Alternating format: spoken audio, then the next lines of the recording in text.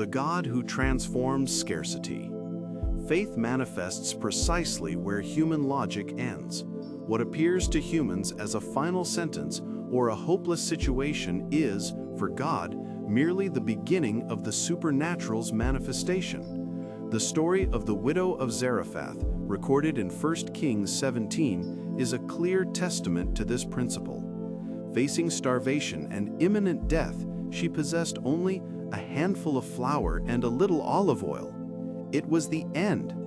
However, God, who was not limited by earthly circumstances, multiplied what was scarce and sustained that household. What is lacking on earth overflows in heaven. The same God who parted the Red Sea, raised Lazarus, enabled Sarah to conceive in her old age, gave David victory over a giant, and delivered Daniel from the lion's den, is the God who acts today.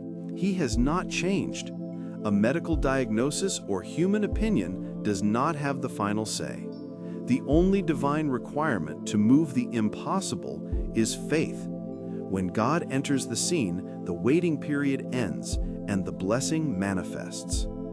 The faith that revokes sentences. Waiting for a miracle is in itself a battle. Faith propels us forward, but circumstances try to tear us down. Although God has the power to act instantly, He often teaches us to trust and persevere, to believe even when everything seems contrary. King Hezekiah, a God-fearing man, faced the impossible, a death sentence declared by the prophet. 2 Kings 20. There was no human way out. However, Hezekiah turned his face to the wall and prayed. He did not accept the impossible as final, but cried out to the Lord. The result was that God heard his prayer and added 15 years to his life. This teaches a powerful lesson. Faith does not deny reality, but it submits reality to the sovereign authority of God. What was a death sentence can be transformed into life. What was loss can be transformed into restitution. Even when facing an incurable diagnosis or shattered dreams, when a servant of God prostrates himself in prayer, the impossible must bow to divine power. The silence of God is preparation. In the process of faith, the enemy will always try to sow doubt, suggesting that prayer makes no difference or that God is silent.